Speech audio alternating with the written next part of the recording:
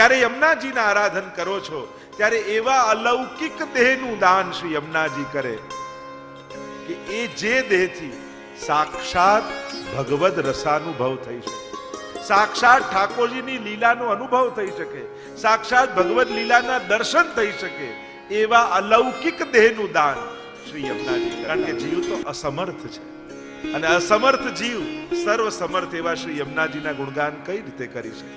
કમલજાસ પત્ની પ્રિય અને કહ્યું હરે યદનુસેવયા ભવતિ સૌખ્યમાં મોક્ષત યમ તવ કથાધિકા સકલ ગોપિકા સ્મર શ્રમ જલાણુભી સકલ ગાત્ર જય. તમે યમુનાજીના એકવાર પાન કરો ને ત્યારે તમારા રૂવાડે રૂવાડે પ્રભુના એ ભગવદ રસ સાથે સર્વાંગ સંબંધ થાય છે. સ્મર શ્રમ જલાણુભી, કારણ કે નિત્ય રોજ ઠાકોરજી રાસ કરી અને રાસ કરીને શ્રમિત થાય એટલે પ્રભુના મસ્તક પર શ્રમ બિંદુ આવે, શ્રમકણ આવે. પણ પ્રભુમાં તો રસ સિવાય બીજું કાંઈ નથી. એટલે એ જ ભગવદ રસ શ્રમબિંદુ બનીને પ્રભુના મસ્તક પર આવે. આપણે તો યમુનાજીનું સ્વરૂપ શું કહીએ છીએ કે રાસ સમયે પ્રભુના મસ્તક પર પ્રગટેલો ભગવદ રસ એ આગળ વહ્યો, નયનામૃતમાં ભળ્યો, કાજળમાં ભળ્યો, આગળ ગયો. પ્રભુએ બીડું આરોગ્યું હતું, એ પીક ભળી અધરામૃતમાં ભળ્યો, આગળ વહ્યો અને પ્રભુના ચરણામૃતમાં ભળીને જે વહ્યો એ જ શ્રી યમુનાજીનું સ્વરૂપ છે. એટલે કે યમુનાજીમાં પ્રભુના સર્વ અમૃતો બિરાજમાન છે. સુરત શ્રમ બિંદુસી સિંધુસી બહી ચલી, આ બિંદુ સિંધુ બનીને વયો એ જ શ્રી યમુનાજી છે. તો રોજ ઠાકોરજી રાસમાં આ શ્રમકણ પધરાવે છે અને એટલે યમુનાજીના જ્યારે પાન કરો છો ત્યારે એ પાનની સાથે ભગવદ રસ પણ તમારી ભીતર પ્રવેશ કરે છે અને તમારા રોમ રોમ સાથે સર્વાંગ સંબંધ પ્રભુનો થાય છે. મહાપ્રભુજીએ ફલશ્રુતિ બતાવી તવાષ્ટકમિદમ મુદા પઠતિ સૂર સૂતે સદા. આ અષ્ટકનો પાઠ મુદા આનંદપૂર્વક કરવાથી, પઠતિ સૂર સૂતે સદા, સદાય પાઠ આનો કરે. ઘણી વાર લોકોને એવી ભ્રમણા પણ હોય, રાતના યમુનાષ્ટક કરાય, સાંજે યમુનાષ્ટક કરાય, સવારે કરાય, યમુનાજીને શ્રમ પડે, એવું કાંઈ. પઠતિ સૂર સૂતે સદા, આ સદા પાઠ કરવાનું કહ્યું છે. 5 ફલ યમુનાષ્ટકના બતાવ્યા. તવાષ્ટકમિદમ મુદા પઠતિ સૂર સૂતે સદા. પહેલું ફલ સમસ્ત દુરિત ક્ષયો. યમુનાષ્ટક કરવાથી શું થશે? પહેલું ફલ બધા પાપો નિવૃત્ત થઈ જશે. દુરિત ક્ષય, જો પાપમાંથી જીવ પોતે મુક્ત નથી થઈ શકતો. શાસ્ત્રોમાં અનેક પ્રકારના પાપ અને પ્રાયશ્ચિત બતાવ્યા છે. આ પાપનું આ પ્રાયશ્ચિત, આ પાપનું આ પ્રાયશ્ચિત, આ પાપનું આ દરેક પાપના પ્રાયશ્ચિતો પણ જુદા છે. જુદા જુદા શાસ્ત્રોમાં અનેક પ્રકારના પ્રાયશ્ચિતો બતાવે છે. પણ કોઈ એવો પ્રશ્ન કરે કે આ બધા જ પાપોનું કોઈ એક પ્રાયશ્ચિત હોઈ શકે? તો કે હા, એક યમુનાષ્ટક કરશો ને તો સમસ્ત પાપોનું આ એક પ્રાયશ્ચિત છે કે એક યમુનાષ્ટક કરવા માત્રથી જીવનના સમસ્ત પાપો નિર્મૂલ થઈ જશે. સમસ્ત દુરિત ક્ષય, બધા જ પાપોનો નાશ. કોઈ કે એક યમુનાષ્ટકથી બધા આટલા બધા પાપો ક્ષય પામે? કોઈ ઓરડો 100 વર્ષથી બંધ હોય ને અંધારું હોય, 100 વર્ષનું અંધારું, અને કોઈ પૂછે કે આ 100 વર્ષનું અંધારું દૂર કરવા માટે કેટલો સમય લાગે? 50 વર્ષ, 25 વર્ષ, 10 વર્ષ? કે ના, એક દિવાસળી પ્રગટાવો ને 1 સેકન્ડમાં 100 વર્ષનું અંધારું ગાયબ. એમ જ એક દિલથી, હૃદયથી યમુનાષ્ટકનો પાઠ કરો અને અનંત જન્મોના પાપ ખાક થઈ જશે, સમાપ્ત થઈ જશે. પાપ કરવામાં વાર લાગે છે, પાપ છોડવામાં વાર નથી.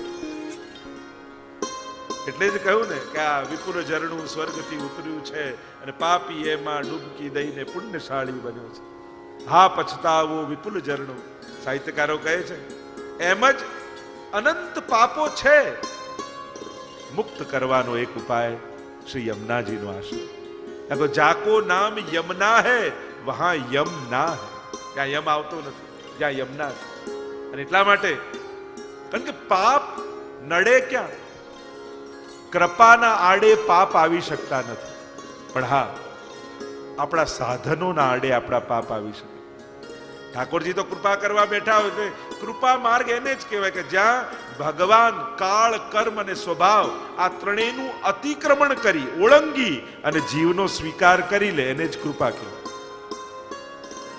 તો પાપના, કૃપાના આડે પાપ નથી આવતા, પણ આપણા સાધનોના આડે જરૂર આવે. તમે નક્કી કર્યું હોય આ અધિક મહિનો છે ને, આ અધિક મહિનામાં આખો મહિનો ઠાકોરજીને સખડી ભોગ ધરવા છે. યા તમે એમ નક્કી કરો આ અધિક મહિનો છે, રોજ યમનાષ્ટક 9 યમનાષ્ટક કરીશ. 2 દિવસ બહુ સારું ચાલે, અને પછી ત્રીજા દિવસે ઓ આજે તો અહીંયા તો જવું જ પડશે, એમ કાલે 18 કરી લઉં એટલે 9 થઈ જાય. અને પછી ગુણાકાર ચાલ્યા જ કરે પણ પૂરા ન થાય. ત્યારે માનવું મને મારા અપરાધ નડે. નક્કી કર્યું હોય કે ચલો એમ તો સેવા નથી કરતો, પણ અધિક મહિનો છે તો રોજ ઠાકોરજીની જારી ભરીશ. હજી અધિક મહિનામાં થોડા દિવસ બાકી છે, જે ભાઈઓને નિયમ લેવો હોય તો લઈ શકે. રોજ જારી ભરીશ. 2 દિવસ બહુ સારું ચાલે, અને જે દિવસે તમારી સેવા પડે ત્યારે કારણ બીજું કોઈ નથી. આપણે શું બીજાને માથે ઢોળી દઈએ, આ પેલાને ત્યાં જવું પડ્યું, કે પેલો આવી ગયો, કે અહીંયા જવું હતું. બીજું કોઈ કારણ હોતું નથી. હંમેશા એમ વિચારું મને મારા અપરાધ નડ્યા, મને મારા પાપ નડ્યા. કારણ કે લોકો તો નિમિત્ત બનતા હોય છે, પ્રેરણા તો આપણા પાપ જ આપતા હોય છે. એટલે હંમેશા જ્યાં સુધી આપણે બીજાને જવાબદાર માનતા રહીશું ને, ત્યાં સુધી આપણે છટકતા રહીશું. જે દિવસે આપણે પોતાની જાતને જવાબદાર ગણીશું ને, એ આપણા દુઃખના કે પાપના કે આપણા પુણ્યથી ન કરી શકવાના કારણરૂપ હું પોતે જ છું, એ દિવસે પરિવર્તનની શરૂઆત થઈ જશે. એટલે જ્યારે કાંઈ પણ ન થાય, ભલે કોઈ વ્યક્તિ, સંજોગ, કોઈ કારણ બન્યું હોય, પણ ક્યારે સામેવાળા પર આરોપણ નહીં કરવું, પોતાને જ કારણ માનવું. મારા જ કોઈ દોષ હશે કે હું ન કરી શકું. તો સમસ્ત દુરિતક્ષયો. બીજું ભવતી વય મુકુંદે રતિ, પ્રભુમાં પરમ પ્રેમ પ્રગટાવે યમુનાજી. રોજ યમનાષ્ટક કરવાથી ઠાકોરજીમાં ભાવ પ્રગટે છે. તયા સકલ સિદ્ધયો. ત્રીજું ફળ, સકલ સિદ્ધિનું દાન યમુનાજી કરે છે. અને સકલ સિદ્ધિઓની વાત જે મેં ગઈકાલે કરી, 4 સંયોગાત્મક સિદ્ધિ, 4 વિપ્રયોગાત્મક સિદ્ધિ, સાક્ષાત ભગવત દર્શન, સાક્ષાત લીલામાં પ્રવેશ, સાક્ષાત લીલા રસનો અનુભવ, આ જે સિદ્ધિઓ છે એ યમુનાજી દાન કરે. તયા સકલ સિદ્ધયો. ચોથું ફળ, મુરરી પુષ્ચ સંતુષ્યતિ, પ્રભુને પરમ સંતોષ. અને 5મું ફળ, સ્વભાવ વિજયો ભવે, સ્વભાવ ઉપર વિજય યમુનાજી આપે. કારણ કે માણસને બીજા ઓછા નડે, પોતે જ વધારે પોતાને નડતો હોય છે. માણસ ઓફિસમાં 100 જણાને કંટ્રોલ કરી લેતો હોય, પણ એ બોસને પોતાના ઉપર કંટ્રોલ ના હોય, સ્વભાવને. એટલે જ એકાદશ સ્કંદમાં ઉદ્ધવ ભગવાનના સંવાદમાં સુંદર વાત આવી, કિમ શૌર્ય. શૌર્ય કોને કહેવાય? તો કે સ્વભાવ વિજય શૌર્ય. બીજાને જીતવા બહુ સહેલા છે, પણ આ જાતને જીતવી બહુ અઘરી છે. યમુનાજી સ્વભાવ ઉપર વિજય આપે. અને ટીકામાં આચાર્યોએ કહ્યું, કેવલ જીવનો જ સ્વભાવ નથી બદલતા, ભગવાનનો પણ સ્વભાવ બદલી દે. કે ભગવાનનો કઈ રીતે? કે પ્રભુનો સ્વભાવ કેવો છે? મુક્તિ આપવામાં ભગવાન બહુ ઉદાર છે, પણ ભક્તિ આપવામાં બહુ કંજૂસ છે. પ્રભુ જલ્દી ભક્તિ ના આપે. કારણ કે મુક્તિ આપે ને તો કે તું છૂટો તો તારાથી હું છૂટો, પણ ભક્તિ આપે તો શ્યામ લગ્યો સંગ ડોલેરી માઈ, ભક્ત કરુણામય વિરહ કાતર કરુણામય ડોલત પાછે લાગે. ભક્તિ સૂત્રોપનદ્ધ. જેને ભક્તિનું દાન કરે તો ઠાકોરજી એની પાછળ જવું પડે. કારણ કે યોગ ક્ષેમમ મહામ્યહમ, ગીતાજીના ભગવાનના વચન છે કે જે અનન્ય ભાવે મને ભજે છે એનું યોગ અને ક્ષેમ હું કરી આપું. એટલે પછી તો પ્રભુએ એને આધીન થઈ જવું. એટલે પ્રભુ જલ્દી ભક્તિ નથી આપતા, પણ જે યમનાષ્ટકનો પાઠ કરે છે ઠાકોરજી એને ભક્તિનું દાન કરવાનું. સ્વભાવ વિજયો ભવેત વદતિ વલ્લભ શ્રી હરે. એ શ્રી વલ્લભ શ્રી મહાપ્રભુજી સાક્ષાત વદના અવતાર પ્રભુના મુખારવિંદનું રૂપ એવા શ્રી વલ્લભ આ કહી રહ્યા છે. અને જ્યારે ભગવત મુખારવિંદ પોતે કહેતું હોય તો એ વાત ક્યારે, એ વાણી ક્યારે અસત્ય ન હોય. 19.5 શ્લોકમાં આ બાલબોધ ગ્રંથ કહેવાય છે કે 1550 વિક્રમ સંવત પુષ્કરમાં મહાપ્રભુજી આ ગ્રંથ રચ્યો. પુષ્કરમાં પણ મહાપ્રભુજીના બેઠકજી છે અને કહેવાય છે કે બ્રહ્માજીનું આ પૃથ્વી પરનું એકમાત્ર મંદિર એ પુષ્કરમાં છે. અને એમ માન્યતા છે કે પૃથ્વીના સૃષ્ટિનું સર્જન, આનું સર્જન સૃષ્ટિનું ભગવાનના નાભી કમલમાંથી પ્રગટ થઈ બ્રહ્માજીએ અહીંયાથી કર્યું. એટલે કે આ બ્રહ્માંડની નાભી જ પુષ્કર, એ રીતે એનો પરિચય આપવામાં આવતો છે. અને બ્રહ્માજીનું ત્યાં એકમાત્ર મંદિર મહાપ્રભુજીના બેઠકજી છે. મહાપ્રભુજી ત્યાં પધાર્યા છે અને ત્યાં આ બાલબોધ ગ્રંથની રચના મહાપ્રભુજીએ કરી. અને આ ગ્રંથ સર્વપ્રથમ ભણાવ્યો નારાયણદાસ કાયસ્થને. જો થોડુંક પરિચય નારાયણદાસજીનો અને આ બાલબોધ ગ્રંથને એમને ભણાવવાનો લઈ લઈએ તો નારાયણદાસ અંબાલામાં હાકેમને ત્યાં એમના પિતા કાર્ય કરતા. એના દીકરા એવી ખોટી લત લાગી ગઈ એમને નારાયણદાસજીને કે જુગાર રમતા, જુઓ રમતા થઈ ગયા. ઘણું પિતાએ સમજાવ્યું પણ કેમે કરીને સમજે નહીં, માને નહીં. અને એવી લત લાગી કે છૂટે નહીં જુગાર. એક વાર રમતા રમતા જે કાંઈ હતું એ બધું 1000 રૂપિયા એ સમયના લગાવી દીધા અને હારી ગયા ને ડર લાગ્યો કે હવે જો ઘરમાં પિતાને ખબર પડશે તો ખૂબ નારાજ થશે અને મારે દંડ ભોગવવો પડશે. એટલે ઘરથી ભાગી ગયા ને ક્યાંક દક્ષિણમાં ગયા, વિદ્યા અભ્યાસ કર્યો. અને વિદ્યા અભ્યાસ કર્યો ને થોડી વિદ્યા આવી તો એમ થયું કે કમાવા માટેનું કોઈ સાધન મળે તો એક ગામમાં નિવાસ કર્યો. બજાર હતું ને ત્યાં એક ઓરડો રાખી બાળકોને ભણાવવા લાગ્યા, વિદ્યા અભ્યાસ કરાવે. પરિભ્રમણ કરતા કરતા એકવાર મહાપ્રભુજી એક ગામની બહાર પધારે અને નગરની બહાર એક સરોવર હતું ને ત્યાં મહાપ્રભુજીએ મુકામ કર્યો. અને પ્રભુની સામગ્રી લેવા માટે કૃષ્ણદાસ મેઘનને મોકલ્યા. અને કૃષ્ણદાસ મેઘન સામગ્રી લેવા માટે બજારમાં ફરી રહ્યા છે અને એમની દ્રષ્ટિ પડી આ નારાયણદાસ. બાળકોને ભણાવે છે પણ એટલો બધો ક્રોધ કરે છે, એટલો બધો ક્રોધ કરીને ભણાવે છે. એટલે કૃષ્ણદાસ મેઘન આવ્યા, કહ્યું નારાયણદાસ આવ્યા નિકટ. કહેવા લાગ્યા કે આવો ક્રોધ કરીને તમે બાળકોને ભણાવો છો એટલે મને એમ લાગે છે કે તમારે સ્વભાવને અનુકૂળ આ કાર્ય નથી. કારણ કે આટલો બધો ક્રોધ અને બાળકોની સાથે આવા સ્વભાવ જોડે રહેવું ઠીક નથી. તમારું કંઈક અહિત થઈ જશે. એટલે આ તો એટલા ક્રોધી. અરે તમારે શું છે, આ મારે જે કામ કરવું હોય કરવું, તમે કોણ કહેનારા મને? જેમ તેમ કૃષ્ણદાસ મેઘનને કહેવા લાગ્યા. એટલે કૃષ્ણદાસ મેઘનને થયું કે આમને પરિચય કરાવવો જોઈએ. એટલે કૃષ્ણદાસ મેઘને એટલું કહ્યું કે અંબાલાને ભૂલી ગયા નારાયણદાસ? ત્યાં જુગાર રમતા અને હારીને ભાગીને આવ્યા એ બધું ભૂલાઈ ગયું છે? ચોંકી ગયા. અરે આમને મારો ભૂતકાળ ક્યાંથી ખબર પડે? નિશ્ચિત આ કોઈ ભગવદી લાગે છે. અને પાછા ભણાવવામાં લાગી ગયા. અને કૃષ્ણદાસ મેઘન તો સામગ્રી લઈ અને ચાલ્યા મહાપ્રભુજીની સેવામાં. અને અહીંયા કોઈ બાળકે કંઈક ભૂલ કરી હશે ને એટલો બધો ક્રોધ એમને કર્યો કે એવી લાકડી એના માથા પર મારી કે લોહીની ધારા વહેવા લાગીને ચક્કર ખાઈને મૂર્છિત થઈને બાળક પડ્યું. અને હવે ગભરાય ક્યાંક આ બાળક મરી ન જાય, અને જો આ મરી જશે તો મૃત્યુદંડ મને આવશે. શું કરું, કેમ કરીને બચું? યાદ આવ્યું પેલા ભગવદી આવ્યા જે મારું ભૂતકાળ જાણતા હતા. કદાચ એમનામાં એવું સામર્થ્ય હોય કે આને પાછું જીવિત કરી લે.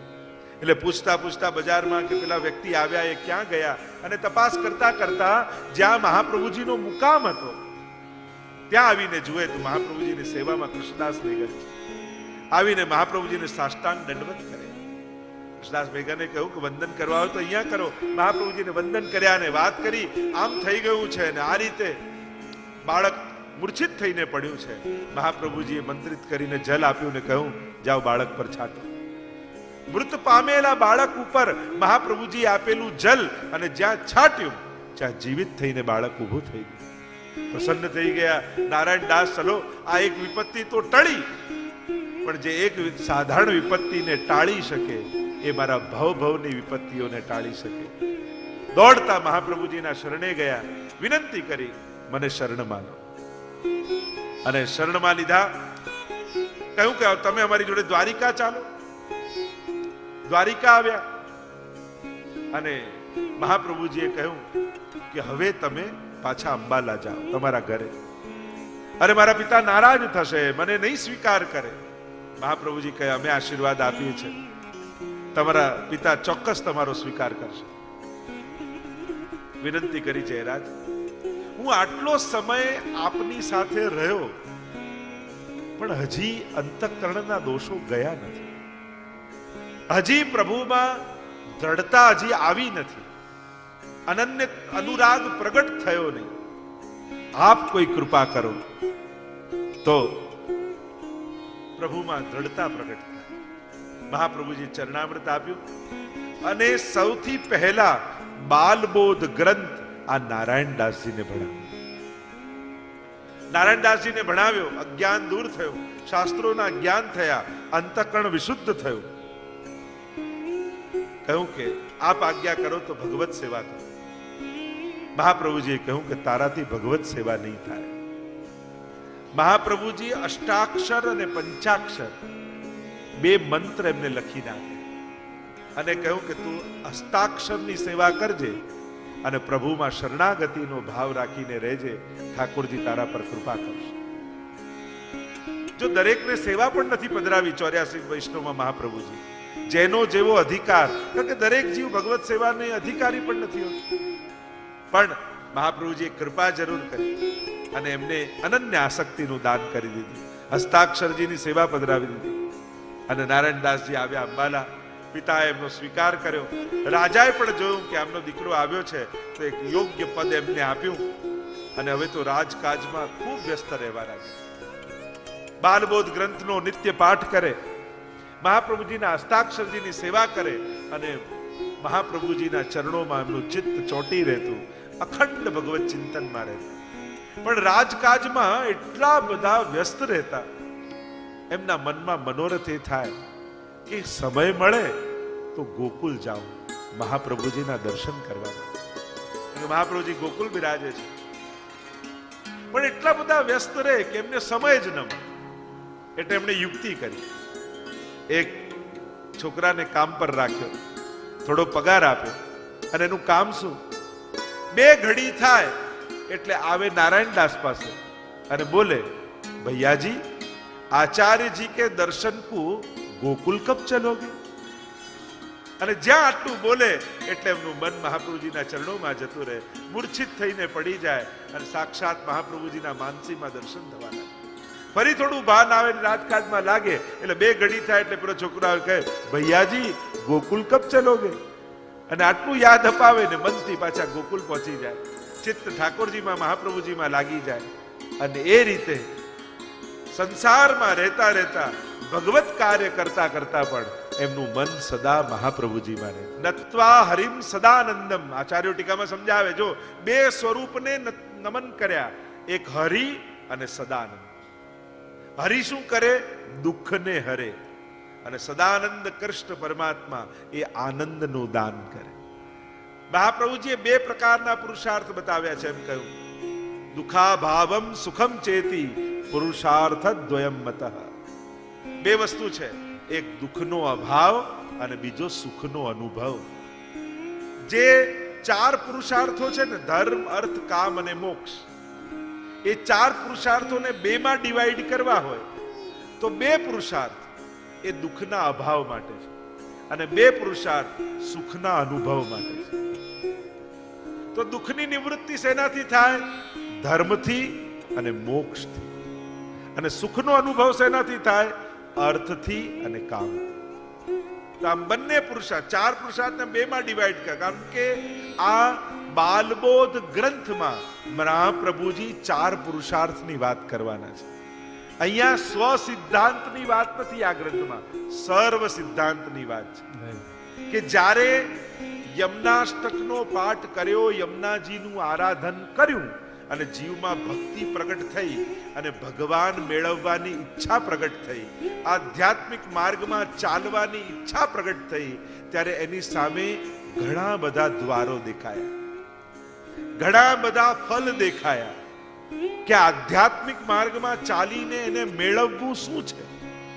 એટલે આ બાલબોધ ગ્રંથમાં મહાપ્રભુજી પુષ્ટિ માર્ગના સિદ્ધાંતની સમજાવે, પણ સનાતન વૈદિક ધર્મમાં જ્યારે આધ્યાત્મિક માર્ગમાં તમે ચાલવા જાઓ છો ત્યારે તમારી સામે કયા લક્ષ્યો, કયા ફળ સામે હોય છે અને એ નક્કી કરી તમે કયા પથ ઉપર ચાલશો એ તમારે નક્કી કરવાનું હોય. એટલે મહાપ્રભુજી અન્ય માર્ગો સમજાવી દીધા બાલબોધમાં, અને પછી સિદ્ધાંત મુક્તાવલીમાં સ્વ સિદ્ધાંત વિનિશ્ચયમ, ત્યાં પોતાનો સિદ્ધાંત પુષ્ટિ માર્ગનો સિદ્ધાંત સમજાવશે.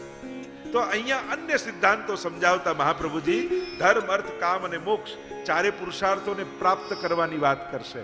તો એને 2માં ડિવાઈડ કરવા 2 માન મહાપ્રભુજી બતાવ્યું, દુઃખાભાવમ સુખમ ચેત. એક છે દુઃખનો અભાવ અને બીજો છે સુખનો અનુભવ. આ બંનેથી સુખનો, જેમ તમને બહુ ભૂખ લાગી હોય, 7 દિવસથી ભૂખ્યા હો, અને કોઈ બાજરાનો સૂકો રોટલો તમને આપે અને 7 દિવસથી ભૂખ્યા એટલે ખાવા લાગ્યા, અને ખાવા લાગ્યા કારણ કે ભૂખ આટલી બધી લાગી છે. કોઈ કે તમને આનંદ આવ્યો, તો કે આનંદ તો રસગુલ્લા મળ્યા હોત તો થાત, પણ દુઃખ ગયું. ભૂખ ગઈ પણ આનંદ તો ત્યારે આવે જ્યારે રસગુલ્લા મળે. સૂકા રોટલાથી દુઃખ ગયું પણ સુખનો અનુભવ નથી થયો. એમ જ સંસારમાં ઘણા કાર્યો એવા છે, કોઈ કે ભગવાનમાં સુખ છે, કોઈ એમ કે, તો તમે કહો ના અમે તો ફરવા જઈએ, અમે તો હોલિડે પર જઈએ, અમે મૂવીમાં જઈએ, અમે પાર્ટ, અમને તો સુખ થાય છે. મહાપ્રભુજી સમજાવે છે એ દુઃખનો અભાવ છે. એ કરવા માત્રથી તમે દુઃખ ભૂલી જાઓ છો એટલે તમને સુખ જેવું લાગે છે, પણ દુઃખનો અભાવ આટલો આનંદાત્મક હોય તો સુખનો અનુભવ કેવો હશે. તો સૂકો રોટલો એ આ બધી સંસારની મજા છે, અને સુખ રસગુલ્લા એ તો સાક્ષાત નંદ નંદનની પ્રાપ્તિ છે. તો દુઃખનો અભાવ જુદો છે, સુખનો અનુભવ જુદો છે. તો ધર્મ, અર્થ, કામ અને મોક્ષ આ 4ને 2માં ડિવાઈડ કર્યા, અને એટલા માટે પ્રભુના 2 સંબોધન કર્યા, નત્વા હરિમ સદાનંદમ. હરિ યાદ કરીને શું કર્યું કે દુઃખને હરી લે, એ હરિ દુઃખને હરી લેશે, અને સદાનંદ કૃષ્ણ સર્વને આનંદ આપશે. તો એને કઈ સર્વ સિદ્ધાંત સંગ્રહમ, આ જેટલા સર્વ સનાતન ધર્મમાં સિદ્ધાંતો છે એનો સંગ્રહ તમને કહું છું. બાલ પ્રબોધનાર્થાય. જો આનું નામ શું છે? બાલબોધ. જે વયમાં બાળક હોય એ જ બાળક નથી, જે સમજણમાં બાળક હોય એ પણ બાળક છે, એમ શાસ્ત્ર કહે છે. અને બાળક કોને કહેવાય? જેને પોતાના હિત અને અહિતનું ભાન ન હોય એને બાળક કહેવાય. તો ક્યાંક એવું નથી લાગતું કે આપણે બધાય બાળક જ છીએ? કારણ કે આપણને આપણું હિત શેમાં છે અને અહિત શેમાં છે, અને એ તો ખબર હોવા છતાં એને પકડવા જઈએ છીએ કે આમાં અહિત છે, ઇન્જરિયસ ટુ હેલ્થ, ચોખ્ખું લખ્યું હોય છતાંય પકડીએ છીએ. તમે વિજ્ઞાન તો ડોક્ટરો લખીને આપે, વિજ્ઞાન લખીને આપે, આ શરીર માટે નુકસાનકારક છે, છતાંય માણસ નથી પકડતો. તો આનાથી મોટો બાળક કોણ હોય? અને આને તો બાળક પડવું નહીં પણ બાલિષ્ઠા કહેવાય. એક છે બાળક પડવું, એક બીજી છે બાલિષ્ઠા. છોકરો હોય એનો વાંધો નહીં, પણ છોકર મત હોય એ સારું ન કહેવાય. તો આ તો છોકર મત જેવું કહેવાય. અહીંયા બાલ બોધ, બાળકને બોધ અપાય છે કે જે અત્યારે આધ્યાત્મિક માર્ગમાં પાપા પગલી કરતું થયું એ બાળક. આપણે બધા જીવાત્મા છીએ ને, અને કેવા છે, આપણને કોઈ શાસ્ત્રોનું જ્ઞાન નથી. કોણ પરમાત્મા, કોણ દેવતા, શેમાં કલ્યાણ, શેમાં અહિત, આપણે કાંઈ જાણતા નથી. આપણે તો હવે યમુનાજીએ કૃપા કરી, ભાવ આપ્યો, એટલે હવે પાપા પગલી કરીશું ધર્મના માર્ગમાં. એટલે આ ગ્રંથનું નામ આપ્યું બાલ બોધ. આ જે જ્ઞાનમાં બાળક છે એને બોધ આપવાનો છે. એટલે અહીંયા કહ્યું બાલ પ્રબોધનાર્થાય. કેવલ બોધ પણ ન કહ્યું, આગળ કહ્યું પ્રબોધ. પ્રબોધ કોને કહેવાય? જો કેવલ બુદ્ધિમાં જ્ઞાન આપે એને બોધ કહેવાય, પણ જે જ્ઞાનને આત્મા સુધી પહોંચાડી દે એને કહેવાય પ્રબોધ. કેવલ બુદ્ધિમાં ઇન્ફોર્મેશન નથી ઉમેરી, પણ એને જ્ઞાન બનાવીને જીવનમાં ઉતારી દીધું, એને કહેવાય પ્રબોધ. એમ ટીકામાં આચાર્ય બહુ સુંદર સુંદર વ્યાખ્યાઓ કરી છે. એટલે કે હવે પ્રબોધ કરી રહ્યા છે. હું તો ઘણી વાર કહું ને, શિક્ષક અને ગુરુમાં આ જ ફરક છે. જે બુદ્ધિની ભૂખને સંતોષે એ શિક્ષક, અને જે આત્માની ભૂખને સંતોષે એ ગુરુ છે. તો બુદ્ધિ માટે ઘણા બધા હોઈ શકે. કોઈ મ્યુઝિકનું હોય, કોઈ ડ્રોઈંગનું હોય, કોઈ સ્પોર્ટ્સના હોય, કોઈ ઘણી બધી વિદ્યાઓ છે જેને વ્યક્તિ ભણાવી શકે, કોઈ શિક્ષક કહેવાય. પણ જે આત્માના કલ્યાણને સમજાવી દે એ ગુરુ કહેવાય. શ્રી પ્રભુને પ્યારા શ્રી યમુનાજીના લાડીલા એવા રસિક સત્સંગી વૈષ્ણવોને જે શ્રીના આ વચનામૃત ગમ્યા હોય તો આ વિડીયોને લાઈક કરજો, શેર કરજો અને કમેન્ટ બોક્સમાં જય શ્રી કૃષ્ણ જરૂર લખજો. અને અમારી ચેનલ શ્રી વલ્લભ સત્સંગને સબસ્ક્રાઈબ કરવાનું ભૂલશો નહીં. સર્વે વહાલા વૈષ્ણવોને ભાવથી જય શ્રી કૃષ્ણ.